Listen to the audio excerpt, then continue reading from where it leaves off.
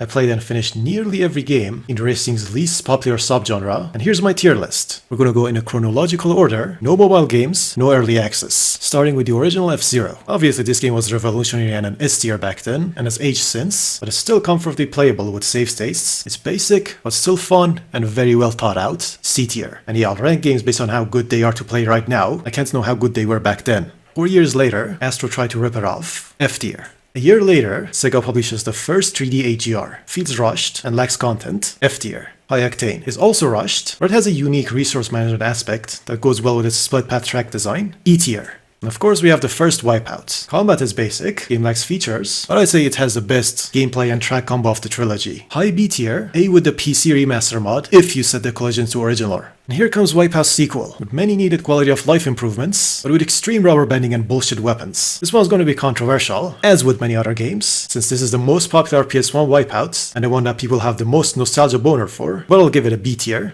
Here comes hover bikes, and they're terrible to drive, and the game's all over the place. Joke of a game tier. There's an unoptimized arcade port with really shallow gameplay, F tier. The self-proclaimed first online multiplayer game. Really basic, the core gameplay is fun, you can make tracks, D tier. Hoverbike sequel. Has cool tracks, slightly improved handling, but nothing else. F or maybe E tier. This early indie game is a hidden gem, and I'm still pissed that more people still don't know about it. It lacks content, but its quad side booster gameplay remains unmatched to this date, A tier. F-Zero X, also heavily underrated, because most people don't have the controller to play it. But for me this is the best F-Zero game, A+ tier, and if you add in the expansion kit, S. Jet Moto 3, faster hoverbikes that blend terribly with the unoptimized tracks. They try to make it a racing platformer, but not a single person thought to add air thrust after 3 games. Joke tier. Wipeout 64. It's Wipeout with maximum turn response, not really a Wipeout, and inferior to F-Zero, still meh, D tier. Killer Loop, the first of many generic racing games where combat is slapped on top in an attempt to make it more appealing, but end up making everything worse, F tier. Millennium Racer, the best hoverbike game that does a much better job than Jet Moto in emphasizing platforming. Still repetitive, D tier. And here's Pod Racer, the fastest racing games ever, without resorting to bullshit camera effects. Basic driving, but amazing diverse tracks, A tier. Wipeout 3, it's an improved version of the second Wipeout. The special edition has more content, but also lower frame rate, A tier. Prodigy Racing, it's more like a demo, not sure why I added this, but it's the first game I know to properly implement mount steering, and for that alone I'll give it an E tier. Nelson PK AGR, gameplay is unique, but nothing captivating, and has little variety, E tier. A-Speeder, probably the first hold W to win game here, which I started to call Barrow games, J tier. List starting to look bottom heavy, just a reminder that this is racing's deadest subgenre for a reason. Probably shift everything about 2 tiers down if we had other racing games as well. There's a saying that 90% of everything is garbage. Mega Race 3, the funny cutscene guy game, but gameplay? Nope, J tier. Space Haste 2, which is basically a content expansion for Space Haste 1. This is the Rage AGR game, worst handling so far, it's just horrible, our first L tier. Moderate Velocity, the worst F-Zero game, give it an E tier. Hover Ace, another hold W game, but this time you hold weapon fire as well, J tier. Hypersonic Extreme, the only F-Zero extra puff. As a track editor, but the optimization is awful, and it's worse in every way. Still not terrible, D tier. And here's Fusion. Disappointment, not good, but not bad, there's some fun in it, C tier. The worst and the only other pod racer game. Horrible rubber banding and plays nothing like its prequel, J tier. Quantum Redshift, the only Xbox AGR. Clearly no thought went into this, despite Wipeout people being involved. It's a disappointment and a terrible game, F tier. The Tube Game, horrible camera, easy gameplay, bullshit rubber banding. But it's bearable, E tier. And here comes another controversial one. The graphics showcase with dumbed down mechanics from an S tier game. Has some cool driving missions though. The disappointment, it's not like there's any competition in this subgenre. It's the best of A tier, which I'm calling A+, Motor Siege. Generic arena combat game with characters that try to be funny. Well, they are funny, cause they're so bad, E tier. Another 2D F-Zero game with expanded and improved gameplay and a lot more content. For 2 dimensions, it doesn't get much better than this, B tier. Power Drum shares many disappointing aspects of the Xbox AGR, F tier. Another 2D F-Zero, bunch of changes, it's really more of the same thing, another B tier. Wipeout Pure, the middle ground between classic and modern Wipeout physics. On launch it would have been a B, but with all the free DLC and its 60 FPS patch that also runs on OG hardware, I think this would be my Wipeout of choice if Ballistic NG didn't exist. Phantom Speed class is disappointing though, but still A+.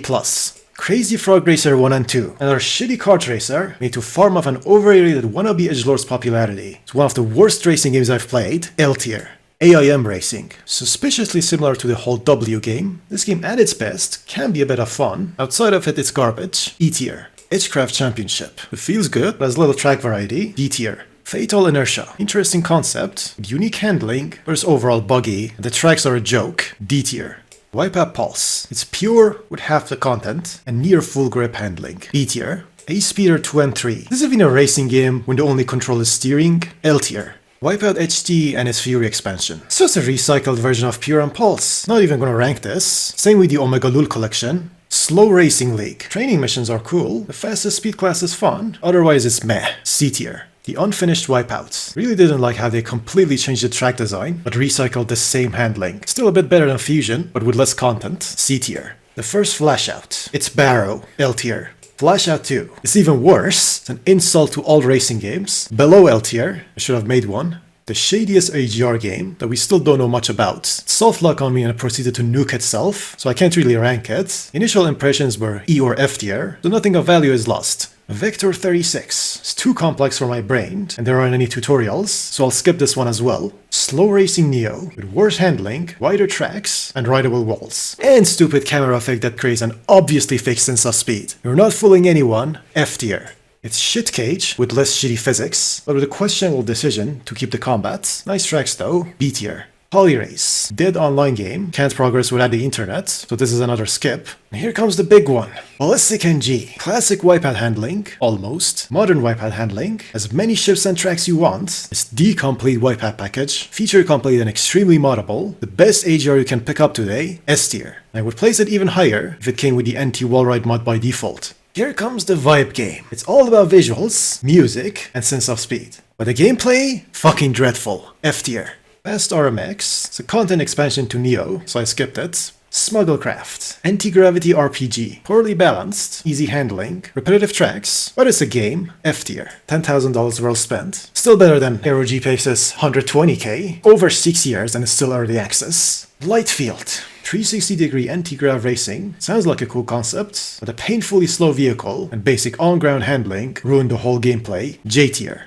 Concord Racing League. L tier. Got a unique painting element though. Didn't come into play because of dead multiplayer, but still, moving it up to J tier. The wannabe rage game that embarrasses itself 2 seconds in. Cool obstacle courses, and that's it. E tier. Anti-Graviator, with infinite, practically non-existent gravity. J tier. Future Aero Racing S Ultra AI Max Pro Plus. Cell shading and anime speed effect equals great game, right? E tier. Velocity G. Shouldn't have included it. It's a runner masked as an anti-grav racer. L tier. Drift Force. Basic, repetitive anti-grav, masked as an endless runner. E tier. Overlanders. It's the Hunt the Bull game, really unpolished. J tier. Cygnus Pizza Race. Buggy. Cool tracks. E tier. Warp Drive. Boring kart racer masked as AGR. Also shouldn't be on the list, but we'll welcome it as an L tier. Redout 2. Grippier than the first one, an overall improvement. Vehicle customization, and a fair amount of tracks. A tier. The best Flashout game is still terrible. F tier. Ace Anti-Gravity Combat Racing. The cursed eShop Kid Slop game. Slowest AGR ever made, if you count it as one. L tier.